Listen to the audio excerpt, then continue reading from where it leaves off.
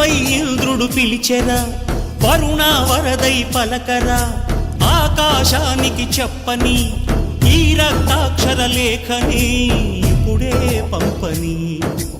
అన్నం పుణ్యం ఎరగని మా సీమకిరా రమ్మని, ఆహ్వానం అందించని మెరిసే చూపుని. తొలగింది ముప్పు అని నీలి మప్పు మనసారా నవ్వని, చిరుజల్లు ముంపు మన ముంగిలంత ముత్యాలే చల్లని.